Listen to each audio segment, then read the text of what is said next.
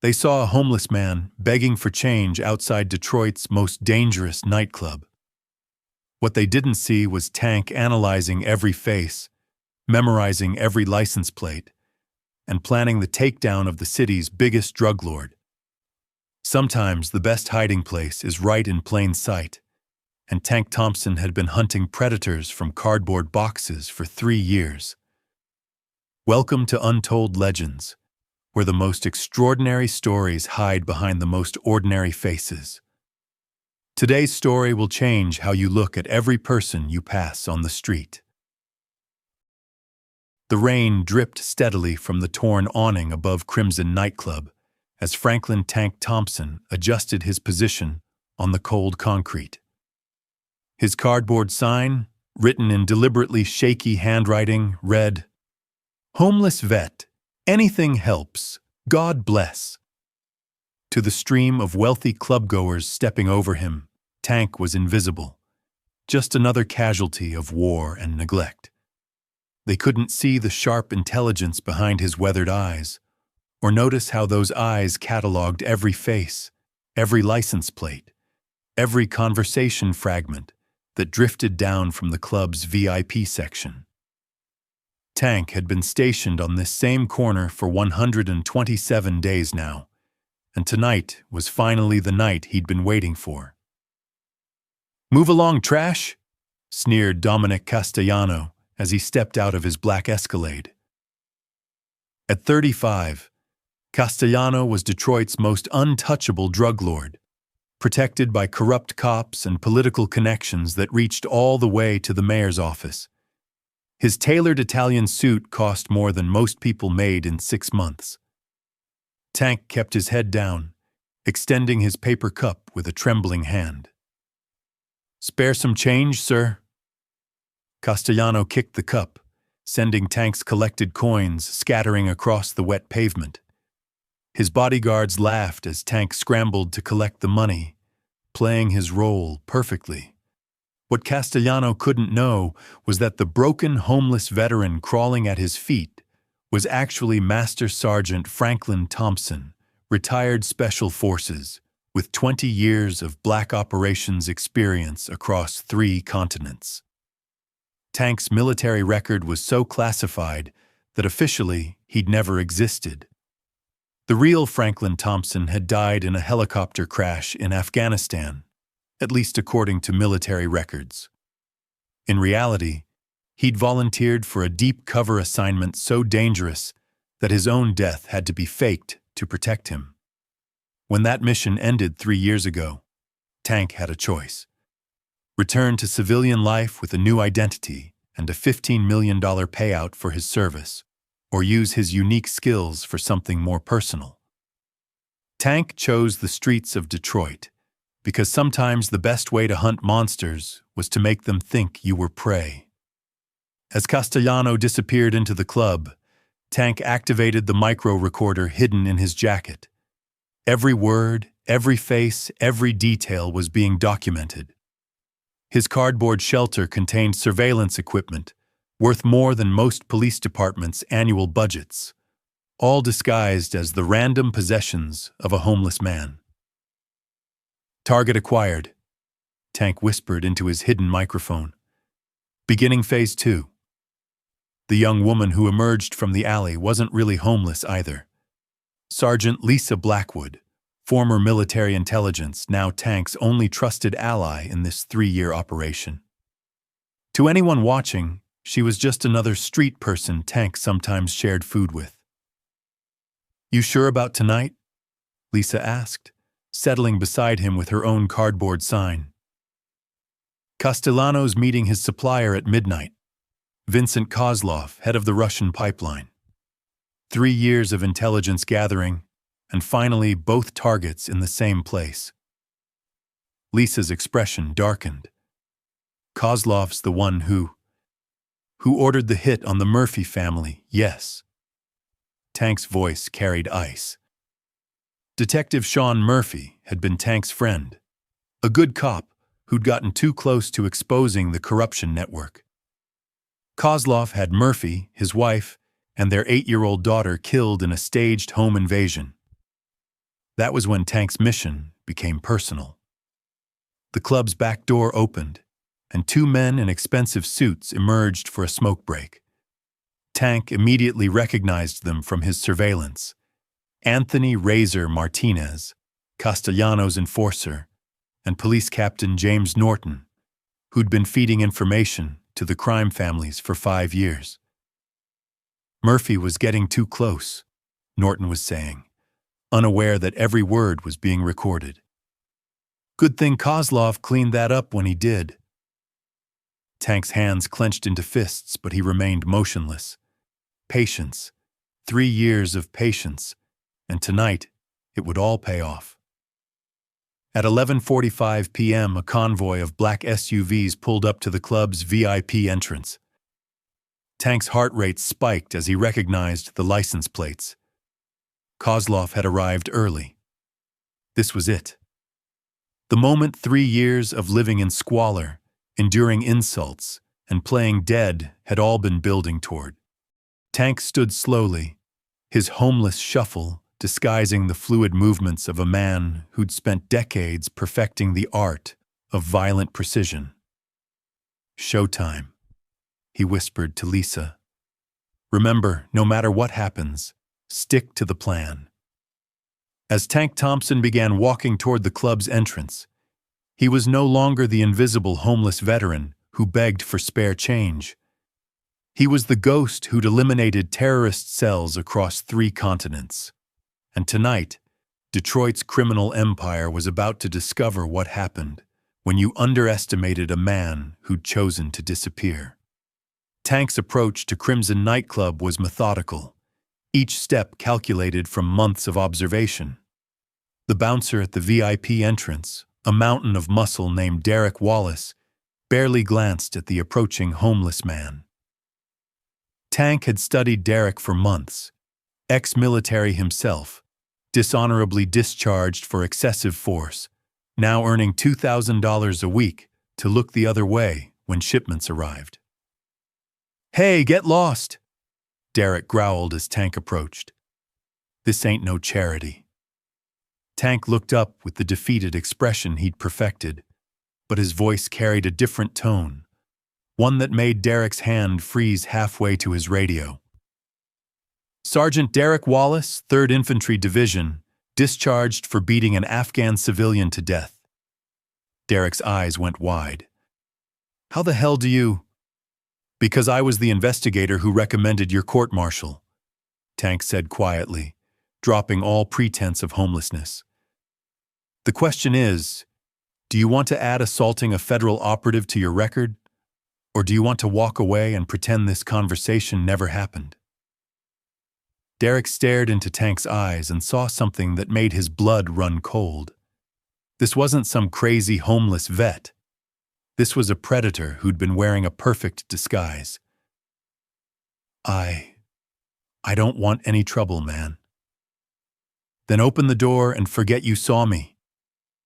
Derek's trembling hand moved to the VIP entrance, his military training overriding 3 years of criminal employment. Some voices of authority never left your bones, and Tank's was one of them. The VIP section of Crimson was a world apart from the main club. Soundproofed booths, private bars, and enough security to protect a head of state. Tank moved through the shadows with the silence that had made him legendary in special forces. His homeless disguise was perfect cover.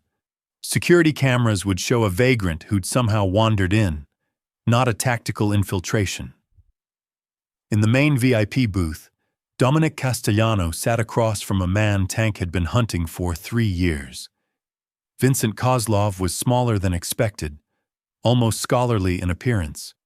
But Tank knew this mild-mannered Russian had ordered more executions than most serial killers. Between them sat a briefcase containing $5 million in untraceable cryptocurrency cards.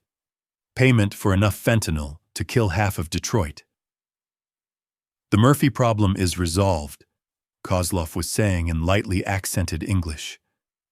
"Your police captain friend ensured the investigation went nowhere." "Good," Castellano replied. Murphy was asking too many questions about our port operations. Tank's hidden recorder captured every word, but he needed more than just audio. His phone, disguised as a broken device held together with duct tape, was actually military-grade surveillance equipment, capable of facial recognition, audio enhancement, and real-time transmission to Lisa's monitoring station 3 blocks away. As Tank positioned himself for optimal recording, a hand grabbed his shoulder. What the hell? Captain James Norton had spotted him, the corrupt cop's paranoia finally proving useful. Tank's mind raced through options. His cover was blown, but the meeting was still in progress. Everything depended on the next 30 seconds. I'm sorry, Tank mumbled, returning to his homeless persona. I just needed somewhere warm. Please don't hurt me. Norton's disgusted expression suggested he was buying the act. Get this piece of garbage out of here, he told the nearest bouncer. But as the bouncer approached, Kozlov looked up from his briefcase and studied Tank with the analytical gaze of a man who'd survived 3 decades in organized crime. Wait, Kozlov said quietly. Tank felt his blood freeze. There was recognition in the Russian's eyes, not of his face, but of something deeper. The way he moved, perhaps, or some instinct that one predator has for another. You, Kozlov pointed directly at Tank. Come here. The VIP booth fell silent. Castellano looked confused. Norton appeared nervous, and the bodyguards shifted position, hands moving toward concealed weapons. Tank shuffled forward, maintaining his homeless disguise but mentally preparing for the violence that was about to explode. His right hand found the ceramic knife hidden in his jacket, undetectable by metal detectors, sharp enough to cut bone. Look at me, Kozlov commanded. Tank raised his head, and for a moment, the 2 men stared at each other across a gulf of deception and recognition. Kozlov's eyes narrowed as he studied Tank's face, his posture, the subtle signs that separated sheep from wolves. You're not homeless, Kozlov said with certainty. The VIP booth erupted into chaos. Norton drew his service weapon, bodyguards reached for their guns, and Castellano knocked over his drink as he lunged for the briefcase. But Tank was already moving. 20 years of combat experience compressed into 3 seconds of lethal precision.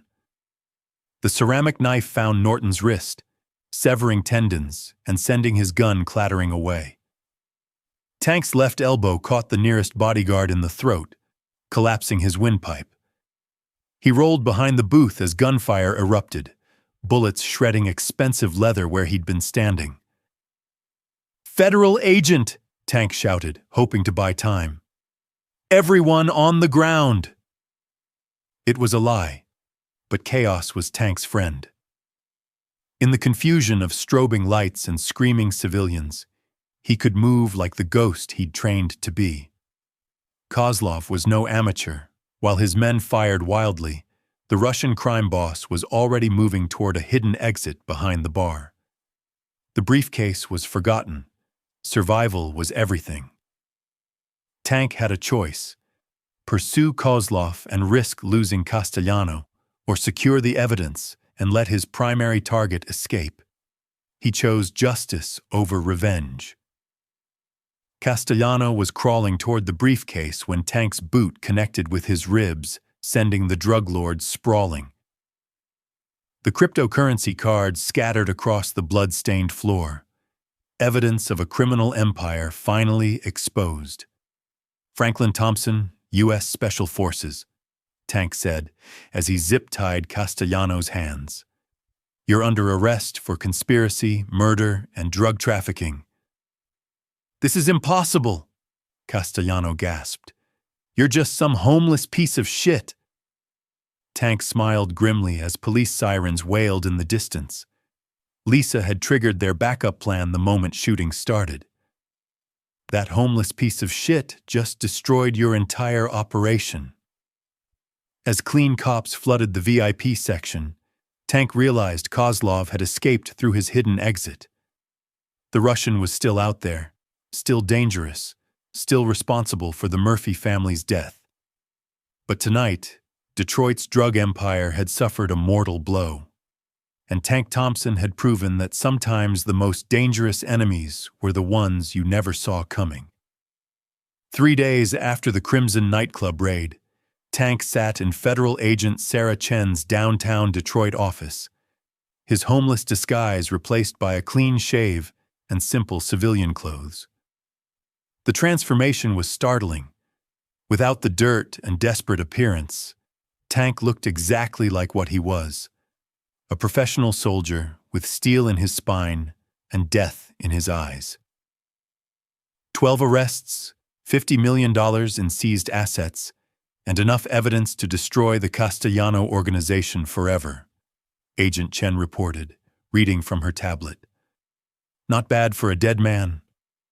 Tank's smile held no warmth. Kozlov escaped. We'll get him. His network is compromised, his money frozen, his contacts burned. Vincent Kozlov is a man without a country now. That makes him more dangerous, not less, Tank replied. Cornered animals do desperate things. Agent Chen studied Tank's file on her secure computer. Franklin Thompson's military record was a study in controlled violence. 3 tours in Afghanistan, 2 in Iraq, classified operations in 17 countries. Officially killed in action 3 years ago, actually recruited for the deepest cover assignment in federal law enforcement history. The Bureau wants to know your next move, Chen said. Mission accomplished, Castellano's empire destroyed, corrupt cops arrested. You've earned your retirement, Tank. Tank stood and walked to the window, looking down at the Detroit streets where he'd spent 3 years invisible among the forgotten and discarded. Somewhere out there, Vincent Kozlov was planning his response. Men like Kozlov didn't disappear quietly. They went to war. What about the Murphy family? Tank asked quietly. What about them? They're dead, Tank. Has been for 3 years. You got justice for them. I got justice for everyone except them. Tank turned from the window, his expression grim. Kozlov ordered their execution, and Kozlov is still breathing. That's not justice. That's incomplete. Agent Chen's phone buzzed with an urgent message. Her face went pale as she read the text. Tank, we have a problem. Tank was beside her desk in 2 steps. What? Lisa Blackwood. She didn't report to her safe house last night. The words hit Tank like a physical blow. Lisa was the only person who knew his real identity, his only ally in 3 years of deep cover. If Kozlov had taken her. When did she go missing? 12 hours ago. She was supposed to check in every 6 hours during the post-operation phase. Tank's phone buzzed with an incoming text from an unknown number. He opened it to find a photo that made his blood run cold. Lisa zip-tied to a chair in what looked like an abandoned warehouse, very much alive but clearly terrified. The message below the photo was simple. Trinity Cemetery, midnight. Come alone, or she dies. VK double quote, it's a trap, Agent Chen said immediately. Of course it's a trap, Tank replied, already planning his approach. But he has Lisa, which means I'm going. Tank, be smart about this. We can organize a tactical response, position snipers, coordinate with... No. Tank's voice carried absolute finality. Lisa risked everything to help me bring down Castellano. I don't abandon people who stand with me. Agent Chen pulled up satellite imagery of Trinity Cemetery on her computer. 200 acres of rolling hills, monuments, and crypts dating back to the 1800s. Perfect terrain for an ambush, with dozens of hiding spots and escape routes. At least let us provide backup, she insisted. Kozlov will have counter-surveillance. Any federal presence within 5 miles, and Lisa dies. Tank checked his concealed weapons. Ceramic knife, polymer handgun, and the kind of tactical awareness that had kept him alive through 2 decades of combat. This is what I was trained for, Chen. One-on-one, no backup, no safety net. And if you don't come back? Tank smiled grimly. Then make sure my real service record gets declassified. Franklin Thompson deserves to be remembered for more than 3 years of playing homeless. As Tank prepared to leave, Agent Chen called after him. Tank. Kozlov's not just dangerous. He's smart. He'll have planned for every contingency. Then it's a good thing I've been planning for this moment for 3 years. Tank walked out of the federal building and into the Detroit afternoon, knowing he was walking toward either vindication or death. But Lisa Blackwood had stood by him when the world thought he was just another discarded veteran, and Tank Thompson had never left a soldier behind. Vincent Kozlov wanted to play games with a ghost. Tonight, he was going to find out why ghosts were called that. Trinity Cemetery at 11:45 p.m. was a landscape of shadows and death, ancient monuments casting twisted shapes in the pale moonlight. Tank approached through the north entrance, his movements ghost quiet despite the fallen leaves scattered across the paths.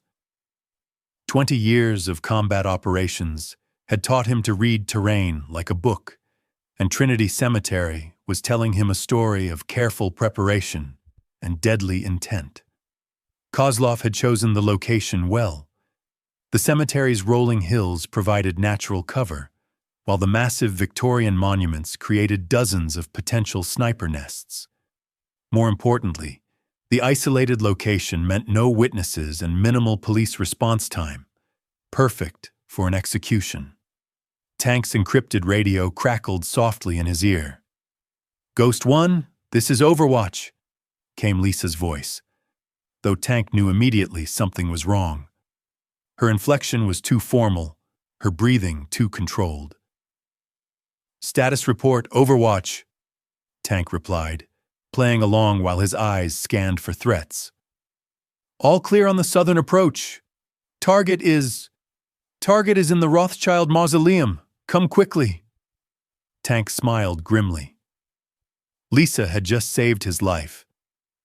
The Rothschild Mausoleum was on the western side of the cemetery, not the south. She was telling him the transmission was compromised while simultaneously giving him Kozlov's real position. Tank changed course, moving through the shadows toward the massive stone structure that dominated the cemetery's western hill. Built in 1887, the Rothschild Mausoleum was a monument to 19th century excess. Granite columns, bronze doors, and enough architectural detail to hide an army. As Tank approached, his tactical instincts screamed warnings. This felt wrong. Too easy, too obvious. Kozlov was many things, but never careless. "That's far enough, Mr. Thompson." The voice came from Tank's left, behind a cluster of weathered headstones. Vincent Kozlov stepped into view, completely calm despite being alone in a cemetery at midnight. In his hand was a small device that Tank immediately recognized as a dead man's switch. "The lovely Sergeant Blackwood is indeed in the mausoleum," Kozlov continued conversationally, "along with enough C4 explosive to turn this entire hillside into a crater. Release this switch, and she becomes a very small piece of history." Tank assessed his options with the cold calculation of someone who'd faced impossible odds before. Kozlov was 30 feet away, too far for a knife throw, too close for Tank to take cover if the explosive detonated. "What do you want, Kozlov?" Justice," the Russian replied with a slight smile. "You destroyed my organization, cost me millions of dollars, and killed some very expensive employees. I think compensation is in order." Let Lisa go. She's not part of this." "Oh, but she is.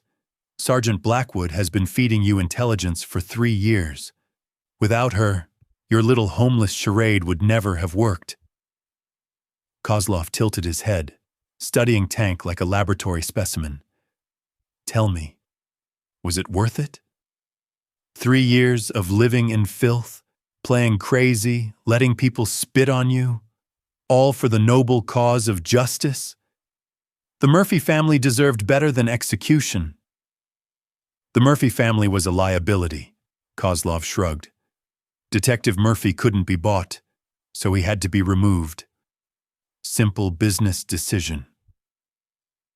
Tank felt the familiar cold rage building in his chest, the same emotion that had carried him through Afghanistan firefights and Iraqi insurgent strongholds.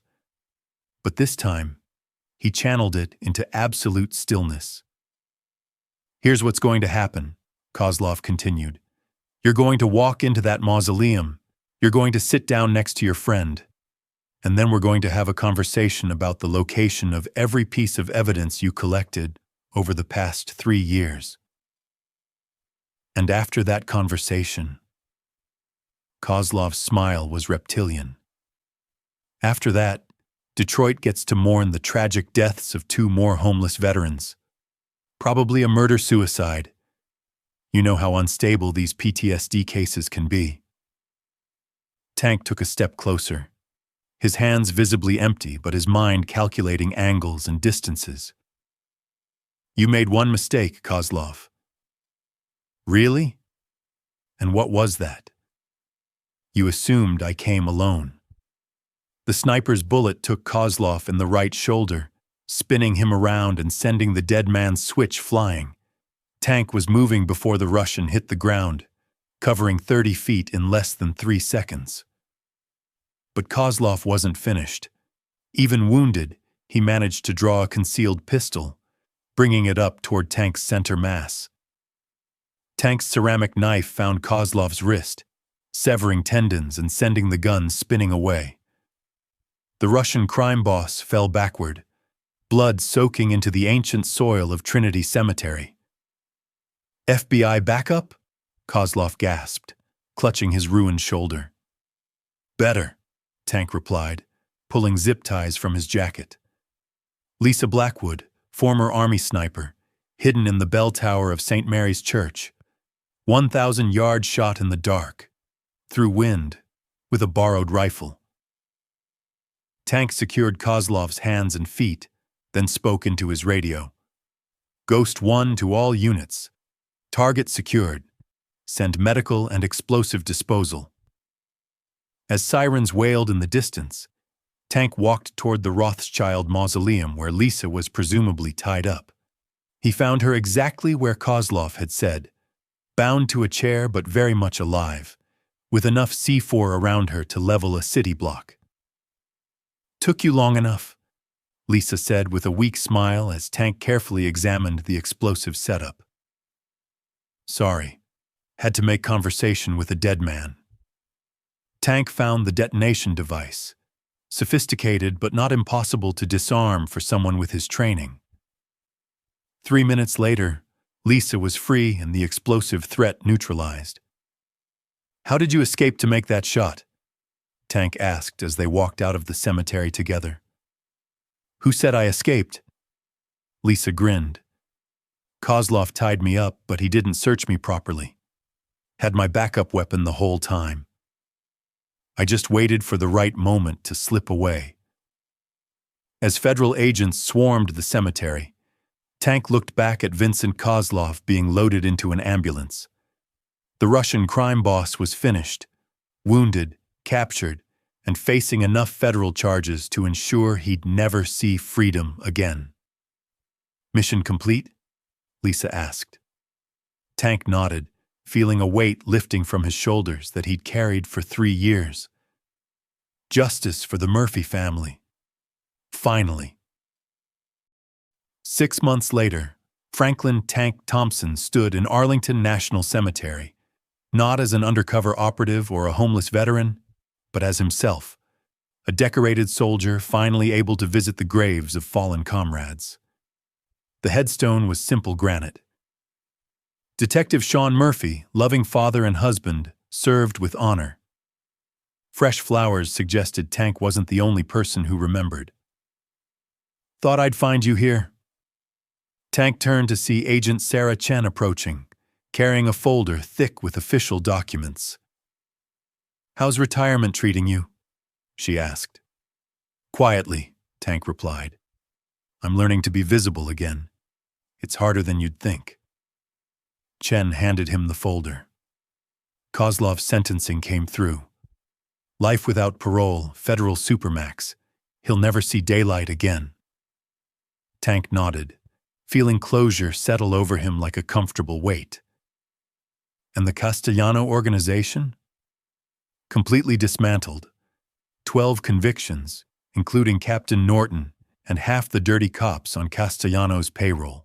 Detroit's drug trade is in chaos, the good kind of chaos.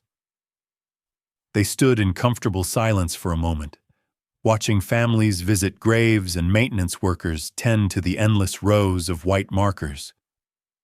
You know, Chen said eventually, the Bureau could use someone with your skills, officially this time, with a badge and a desk and a pension. Tank smiled but shook his head. I think I've had enough of hunting monsters for one lifetime. What will you do? Tank looked down at Detective Murphy's grave, remembering a good cop who died for trying to do the right thing.